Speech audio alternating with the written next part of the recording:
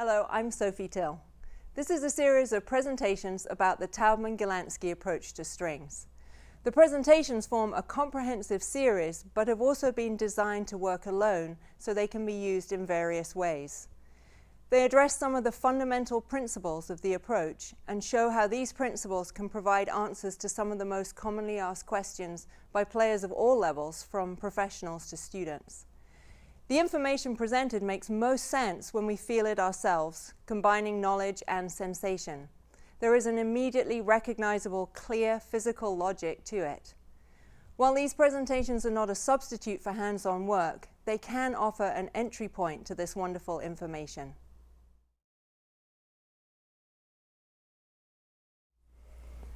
Vibrato. Vibrato is part of our expressive equipment that is often tangled up. We tend to think of vibrato as being emotional, but it is a physical movement. It isn't an emotion. It does, of course, have an emotional effect on the music, but we need to understand the precise physical information behind the vibrato, or in other words, the physical craft of vibrato. This means obeying our own laws of coordinate motion in service to the demands of the instrument and the music. But what we often try and do is morph ourselves, the instrument and the music, together, using emotion as the glue. Playing is a physical craft that has an emotional effect. And this brings us back to two fundamental Taubman principles. First, we have to know exactly which part of the playing apparatus is doing what, and how those parts interact to create the whole. We also have to remember that the way things look on the outside and how that happens on the inside are not the same. In this case, the way vibrato looks versus the mechanism that produces it. The audience hears emotionally charged music and sees vibrato, but we need to know what makes that happen on the inside. In general, we've managed to isolate the way we think about playing from our basic daily movements that make perfect sense to us. It is as if the instrument grants us odd permission to transgress everything we would normally do with our bodies. What we really want is to work the other way around. How does the body function in this type of activity, and then take that in service to the instrument? With this in mind, finding daily activities that illustrate the sensations we are looking for and having the knowledge of what we are doing in those situations helps us more readily access the same information on the instrument. If you wave, you can do this with me, either arm is fine, whichever you would instinctively use. You see the arm oscillating easily left and right. We all know how to do this, and we're all doing it the same way, and no one takes waving lessons. The concept of oscillating the arm is not foreign to us in any way. To some extent, we can vary the size of the wave. Try making it a little smaller or a little bigger. As we do that, you notice that the speed of the wave is affected by the size. The smaller one can go a little faster, and the larger one a little slower. Now imagine that you're waving at someone standing off to one side, and you notice how you respond.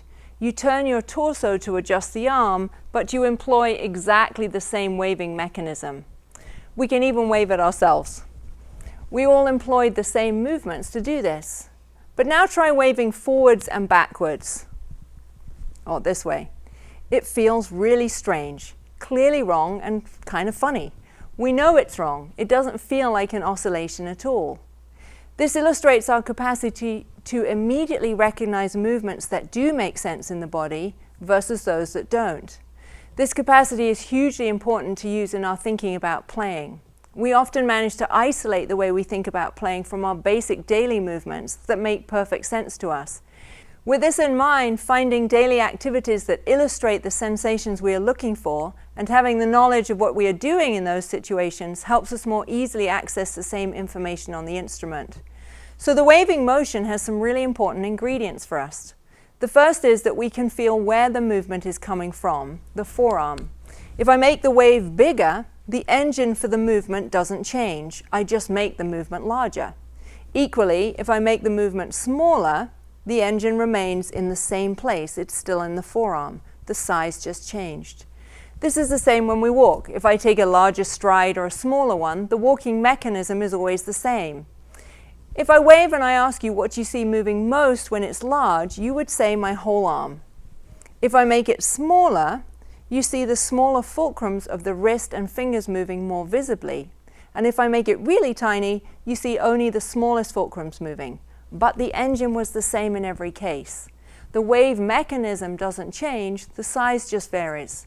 The fulcrums are responding to the movement in the forearm. When that movement gets smaller, the smaller fulcrums become more visible, but the engine remains in the forearm.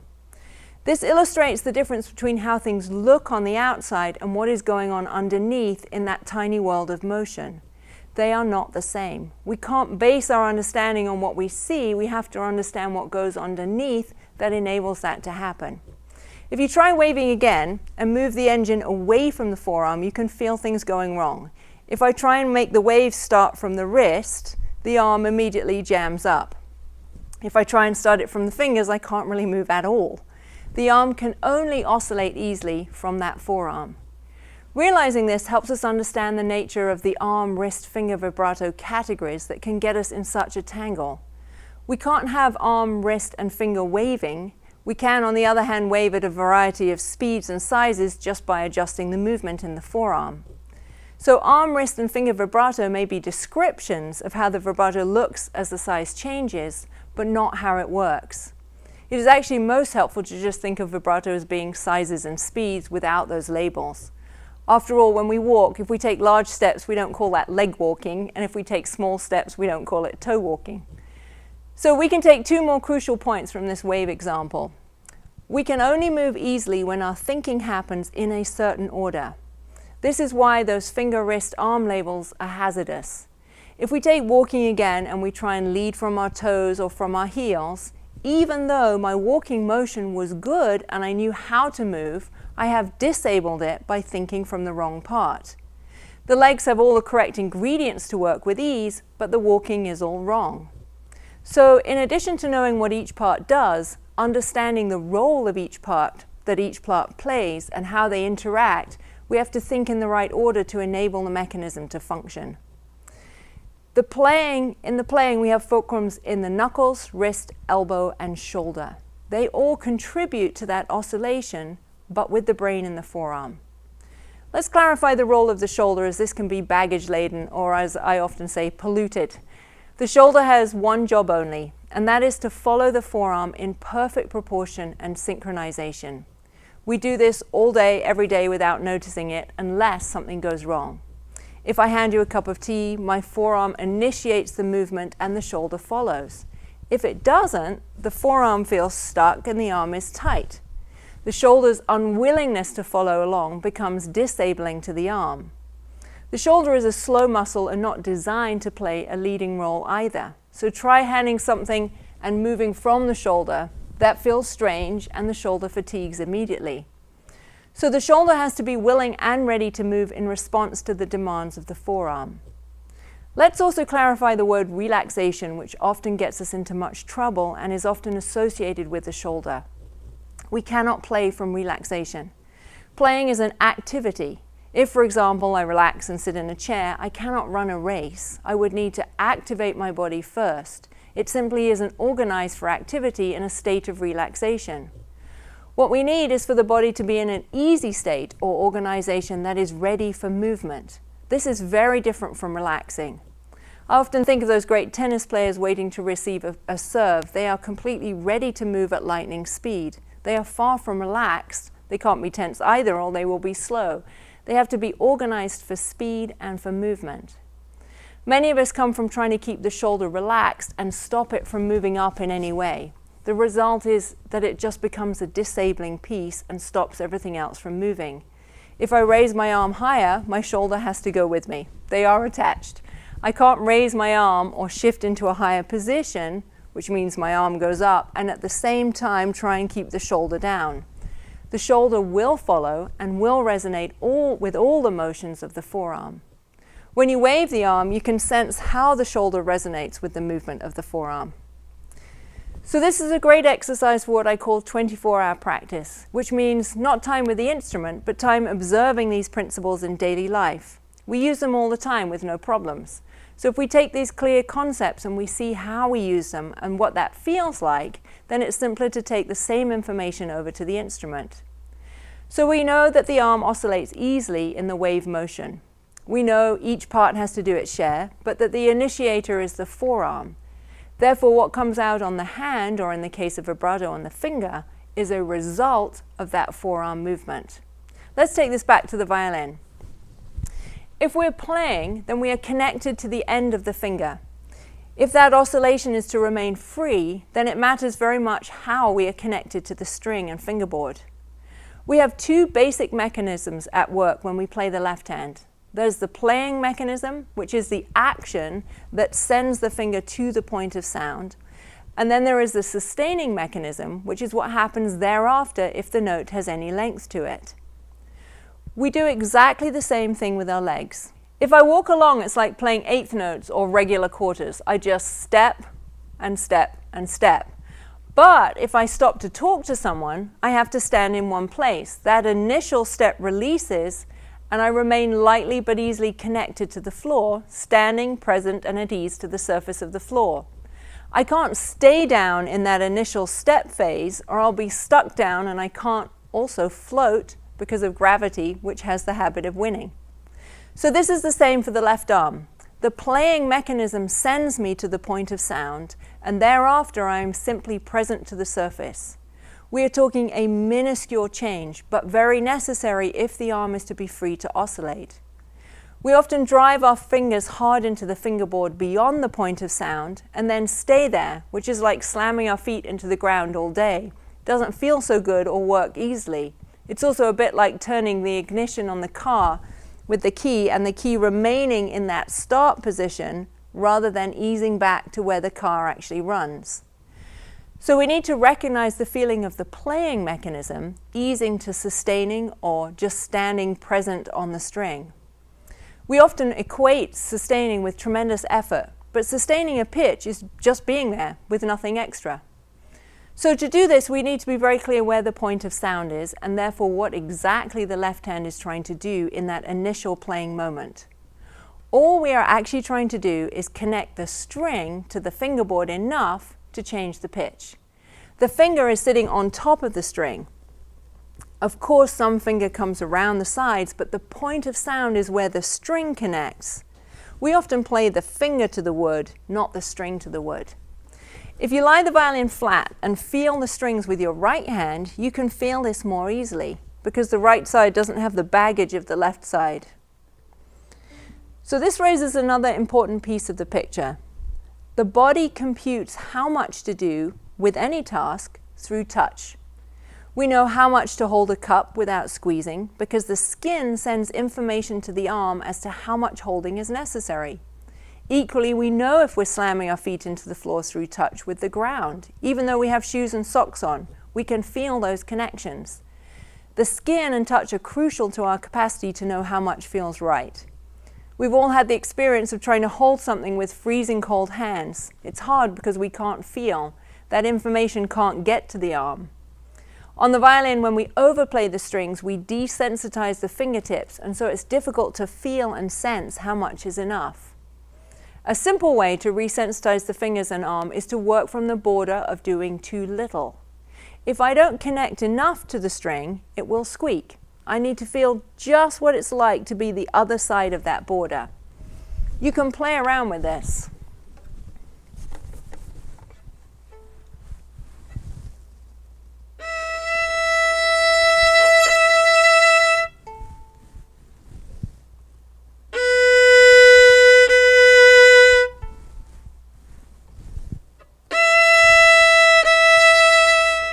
So by landing on different pitches all over the instrument, I can feel where that point of sound is. This also helps us realize that coming from on high to the strings is going to make it harder, not easier. Being 6 inches above the string doesn't change where the point of sound is, it just makes it further and therefore slower to get there, and we tend to arrive in a flustered heap. This raises an interesting practice and cultural issue. We tend to think that if something is good, we need more of it, so we practice doing more and more. But if it's good, I need to know exactly where that good is, and that's it. I need to recognize that sweet spot and just be there. Pitch is pitch is pitch. There's no more pitch beyond the point of sound. There's just more work, tired arms, hands, fingers, calluses, etc. So when we start working this way, most people don't believe they can do so little because we're used to doing so much. But the sound pops out loud and clear with the string freely able to vibrate. When we're high on the strings, the point of sound is even more surprising. We don't even need to get the string to the wood because there is so much tension in the string itself. So high up, there's actually daylight under the fingers.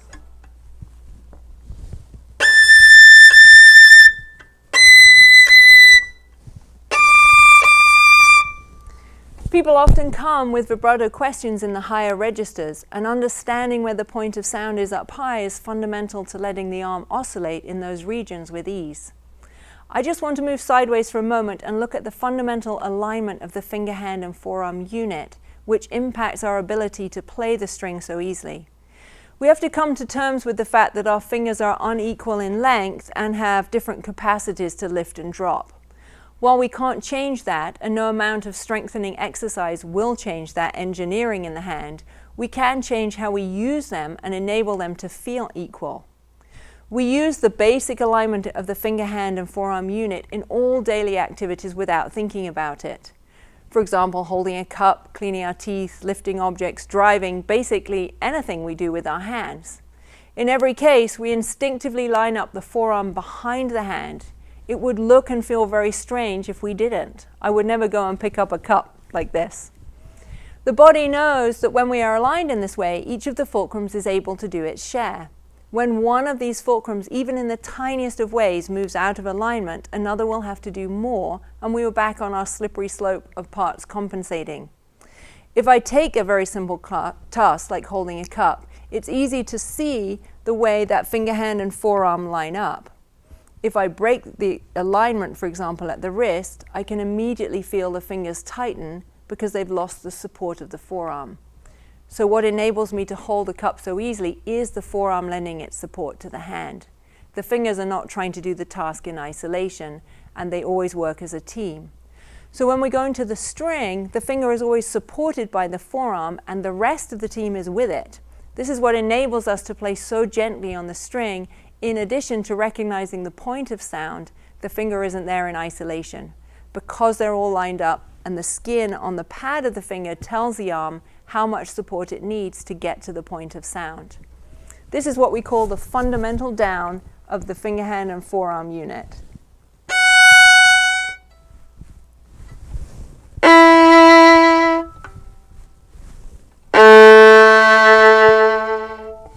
As we put all these bits together, we can see how this is going to impact the vibrato. So the vibrato is part of the sustaining mechanism. It isn't the playing mechanism, but it is wired to the playing mechanism. We are told so often that the sound must be continuous, but the reality is that I have to play down on each note and then move over in order to play the next note. This will include an adjustment to the new note or even a change of position. Even though this happens at lightning speed, it means the playing isn't continuous. I have to play, move, play, move, play, move, just like with walking. It looks continuous and overall creates a smooth flowing motion, as on the instrument it sounds continuous, but I have to put each foot down and that swings me up and over to the next foot. Our concept of playing is often that we are permanently on the move, but our brains are not wired up to process this way. We need to play down or arrive in that place, however briefly, and then move up and across and down to the next place. So there is always a playing moment, and then if needed because of the duration of the note, this triggers the sustaining mechanism of just being present.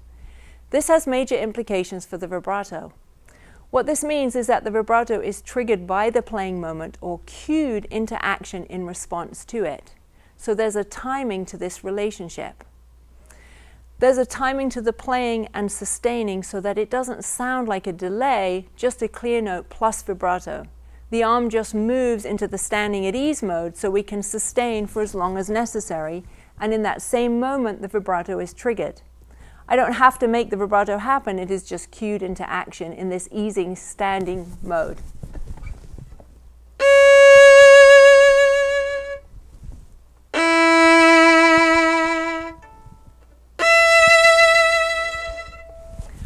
What tends to happen when we're unclear about the playing mechanism and sustaining mechanism is that we try and use the vibrato to actually play the note.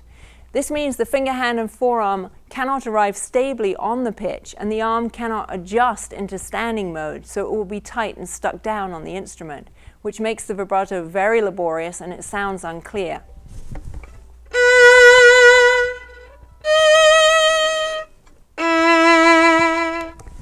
Let's go back now to the nature of the movement itself on the instrument.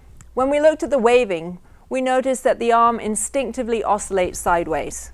If we just use this sideways motion on the instrument, the vibrato will be very large in relation to the tip of the finger.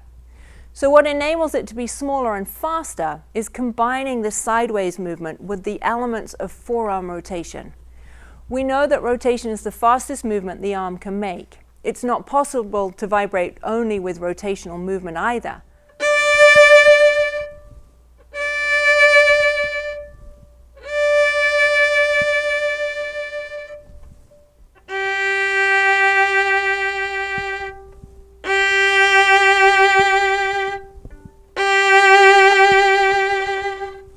In every case, the combination of playing and sustaining is exactly the same. We often want to press harder if the music is intense and the vibrato small, but the point of sound is concrete and real. Smaller and faster is simply that, smaller and faster. So in this Prokofiev example, the result may have more intensity, but not for the hands.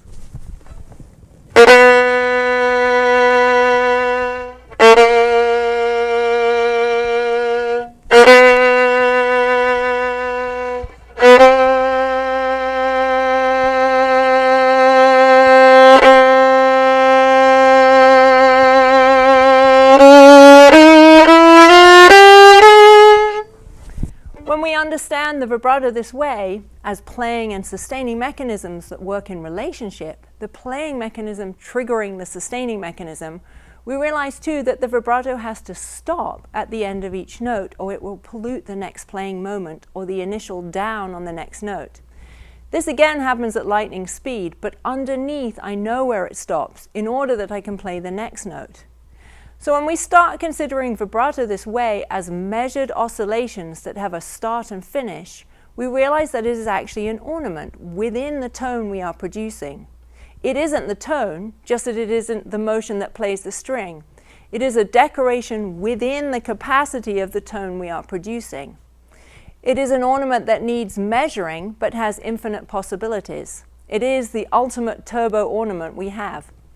When we think this way, vibrato has a very specific role in the sound, and it's easier to make decisions about what we want to do with it. We're back to the issue of our culture where more is better, more vibrato must be more expressive, so we tend to stuff it into every corner we can at maximum speed. But if I apply it as an ornament, then I have many more choices and much more control. What helps us with the timing of the playing and vibrating is the rhythm in the oscillation. When we waved, we all instinctively waved in a rhythm. We actually can't do it arrhythmically. You can try, but it doesn't work very well. What this means is that I have to know exactly how many oscillations I want on each note. The rhythmic duration of the oscillation so I can time the end of each note to get to the next note. Our inner ear can hear the oscillations as part of the tone we want, just as we would hear a trill or another ornament. In the end, the inner ear does this very quickly, but initially it requires some attention. So this brings us back to that basic principle, that every movement has to be complete and finished before the next one can start. When we understand the relationships of playing and sustaining mechanism and the timing of the oscillation as an ornament, there is a place for each element to happen in relation to the next element, so they are identifiable in themselves, but they flow together. This makes perfect sense. I cannot walk forwards and backwards at the same time, left and right, up and down. I have to do one and then the other. Otherwise, I'll be off balance if I try. So we need a final few pieces. We need to look at the role of the non-playing fingers and the thumb because they can create major problems. Let's start with the non-playing fingers. We're usually very concerned with the playing finger, forgetting that the remaining fingers have a huge impact. If, for example, I'm playing my fourth finger, that little finger is playing down onto the string. This is fine and no problem as long as I take everything with me so the forearm can lend its support. The non-playing fingers and the arm are all organized to the fourth finger. But when the non-playing fingers are pulling in the opposite direction, I have dual muscular pull. My poor little finger is trying to play the string and the arm trying to vibrate, while the others are dragging the arm backwards and often upwards too. This leaves the little finger in an isolated position. It has to stretch to reach, and it has no support, so it has to isolate its movements, and as a result will feel very weak. In truth, it is very weak in this arrangement. Our bodies are very smart, and what we feel is accurate. When things feel weak, they are weak. But we don't need bigger muscles or more exercises. It means that the task has not been organized and distributed through the system. There's always another way that feels solid and supportive. What gives us the sense of solidity and support is taking everything with us, including the non-playing fingers, which are always in neutral, thereby enabling the playing finger to get all the support it needs from the forearm so it can feel solid and strong, and the forearm can lend its support. So neutral for non-playing fingers is really how they feel just when the arm is hanging by its side. They aren't going anywhere, they aren't pulling in any direction, they are weightless and present together. On the string that looks like this.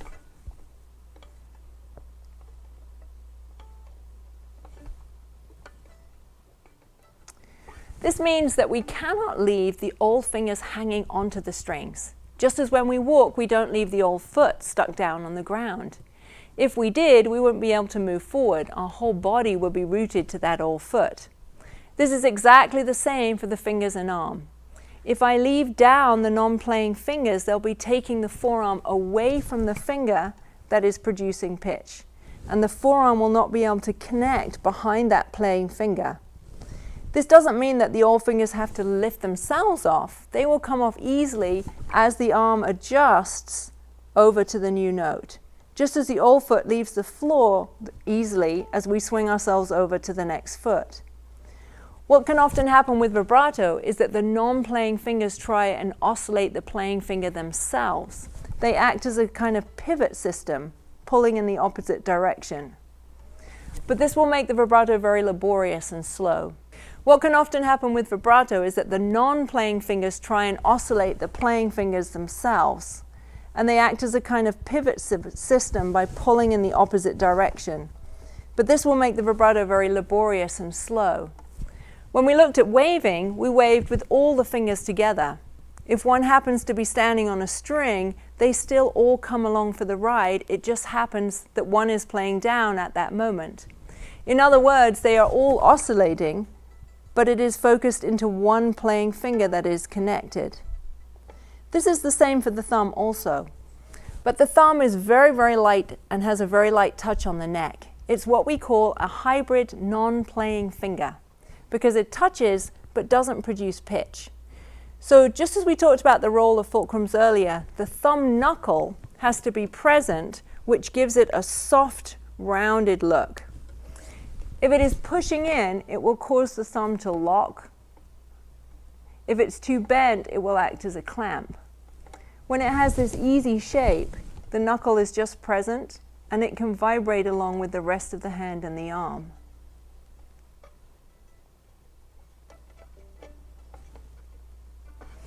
One last piece.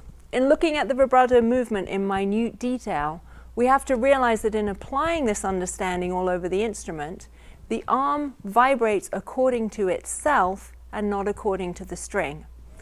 If we look at the arm and hand in different locations on the instrument, we can see that it changes its relationship to the instrument all the time.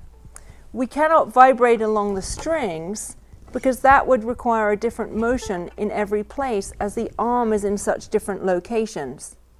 So the arm can only oscillate according to itself, so it feels the same wherever I go because it is the same movement in the arm. So if I'm in first position, my arm is in this relationship to the strings. If I'm up high, it is going directly across the strings. So vibrating along the string would be very difficult, but vibrating according to the arm is easy to maintain. And this brings us to a very helpful Taubman principle. I can play at an angle to the instrument, but I cannot play at an angle to myself. If I wave at you and then at somebody else, I move so the wave motion is exactly the same. This is the same for vibrato. The vibrating belongs to the arm. It will have different angles to the instrument depending on where I'm playing, but I'm computing the same movement wherever I go. So in this little Mozart example, you can start to hear how the vibrato is measured out as an ornament.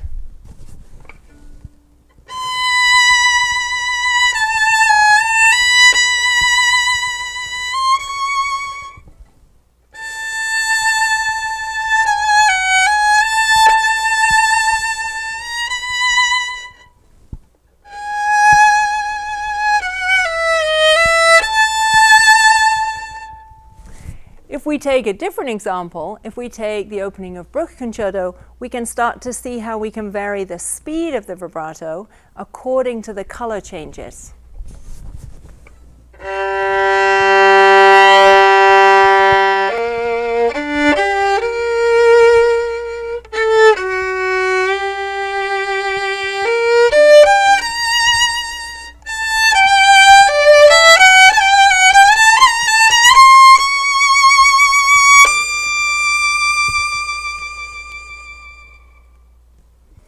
If we look at the Prokofiev example, we can see how a very intense sound can be combined with a very small vibrato without creating any tension for the arm and the fingers.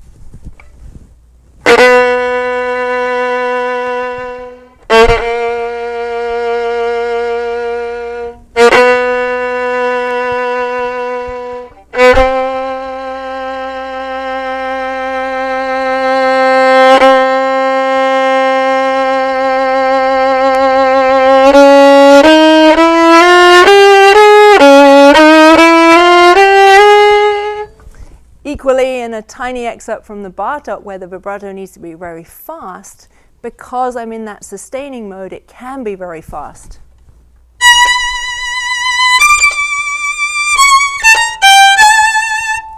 Or in the Messiaen example where we want it to be slow and to come in and out, we can do that too.